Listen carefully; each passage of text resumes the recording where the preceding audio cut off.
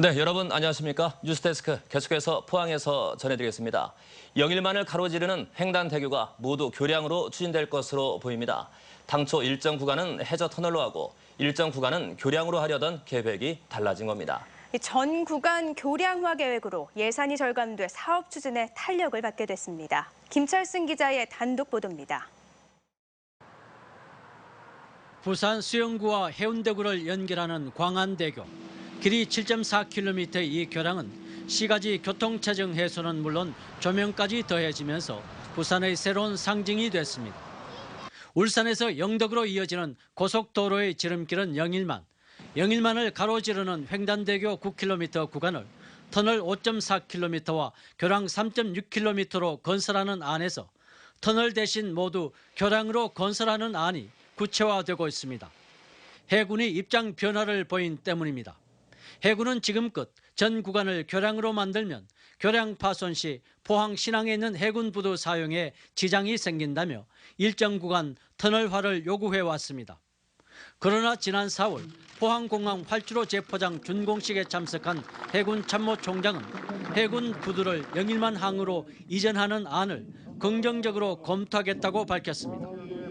해군 참모총장님과 적극적으로 옮기는 데 합의를 봤고요.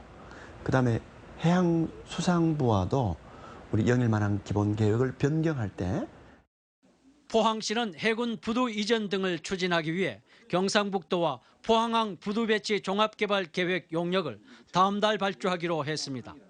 용역 안에 저희들이 지금 영일만항에 있는 해경부두와 포항신항에 있는 해군부두를 병합해서 그 이후에 해양수산부의 항만기본계획에 반영을 건의할 계획입니다.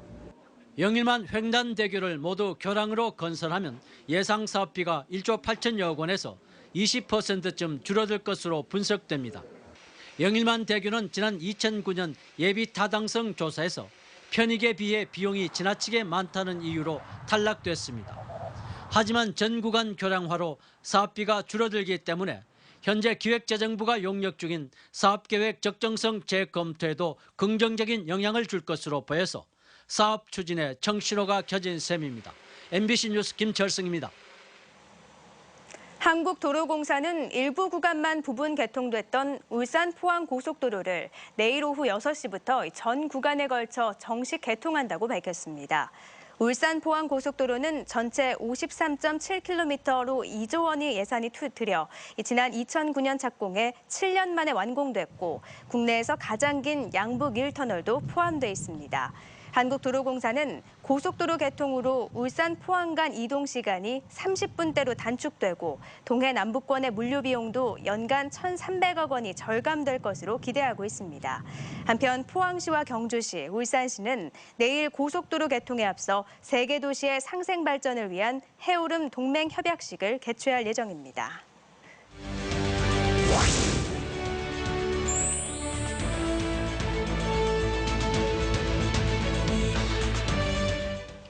네, 연속기획 민선 6기 절반 성과와 과제 마지막 순서로 영덕구와 울진, 울릉군입니다. 초선단체장은 의욕은 앞서지만 업무 추진이 더딘 반면 재선단체장은 노련미는 있지만 지나치게 사업을 벌인다는 엇갈린 평가를 받고 있습니다. 김기영 기자가 보도합니다. 이희진 영덕군수는 2년의 짧은 임기에도 불구하고 시내버스 단일 요금제와 행복택시 도입으로 오지 지역 주민들의 교통 편의를 획기적으로 향상시켰습니다. 국회의원 보좌관으로 정치 현장을 누빈 젊은 군수답게 권위적이지 않고 소통에는 문제가 없다는 평가입니다. 하지만 문산호와 축산 대게타운 등 전임 군수가 과도하게 벌인 사업에서 부실을 털기 위한 대책이 미흡하고 지역 최대 이슈인 신규 원전 건설에서는 영덕군의 요구사항을 관철시키지 못하고 오히려 정부와 한수원으로부터 압박을 받고 있는 상황입니다. 우리 국민들이 바라는 원전이 바라는 것은 지역 발전인데 그중에 우리가 의료도 부족하고 농업 기반도 약하고 고령화 사회이고 이런 데에 대한 발전 방향이 나와야 된다고 생각하거든요. 그래서 정부나 한수원에 그것을 저희들이 요구를 하고 있습니다. 재선의 임광원 울진 군수는 동해 중부선 착공과 국도 36호선 확장 등 대형 SOC 사업의 진척을 이끌었고 신한울 원전 8개 대안사업 합의와 울진군 최초로 지방세 1,000억 원 돌파 등 재정 확충에도 성과를 보였습니다. 더불어 생태문화 관광 평생 건강도시 완성을 위해 남은 임기 2년을 매진하겠다는 비전도 제시했습니다. 반면에 행정가 출신으로 리더십이 아쉽다는 평가가 많고 언론 인터뷰조차 극도로 꺼리는 등 자신을 지지하는 진영과만 소통한다는 지적과 함께 넉넉한 예산을 믿고 사업을 과도하게 벌인다는 우려도 나옵니다. 지금 이제 벌어지고 있는 골프장이나 각종에 대한 사업들도 추후에 그것을 경영하기 위해서 운영하기 위해서는 국민들 세금으로 해야 하는 거 아니겠습니까? 그래서 그런 걸 생각할 때는 좀 답답한 심정이지요.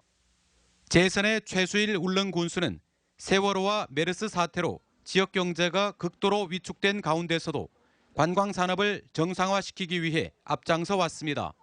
울릉의 미래를 선도하는 울릉공항, 일주도로 울릉항 건설의 차질 없는 추진으로 국민의 3대 수건 사업을 완벽하게 해결해 최근 울릉공항 건설이 또다시 지연되거나 물거품이 되는 것 아니냐는 우려가 나오는 가운데 국토교통부, 국회와 어떻게 협의를 이끌어낼지 행정 능력의 시험대가 되고 있습니다.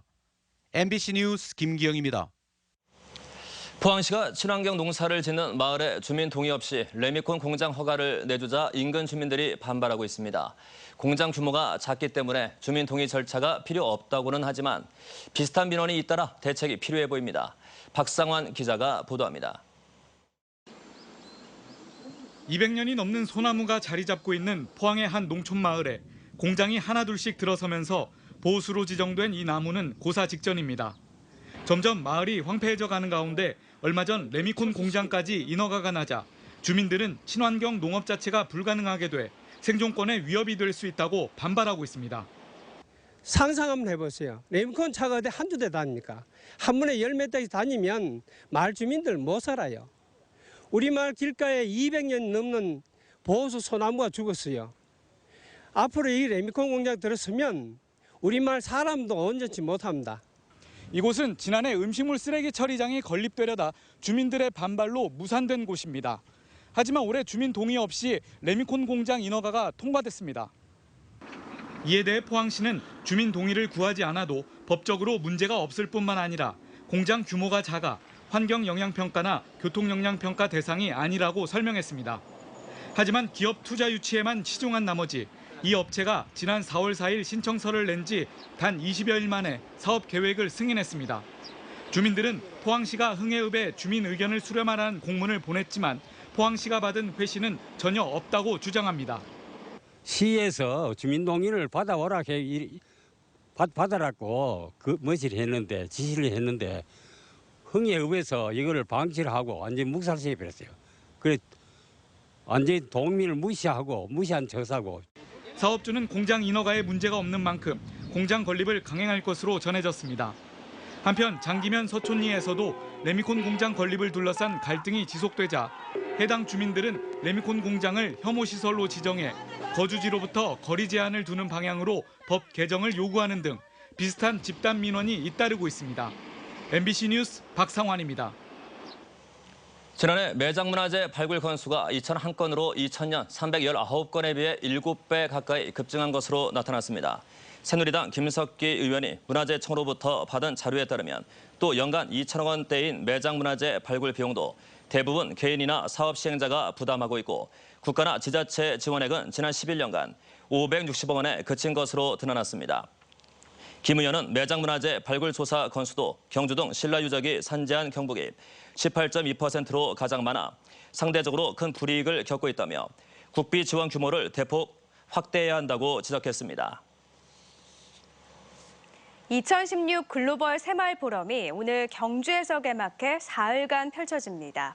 유엔의 지속 가능한 개발 목표 달성을 위해 새마을 운동을 접목하는 방안이 논의되고 있습니다. 박재영 기자입니다.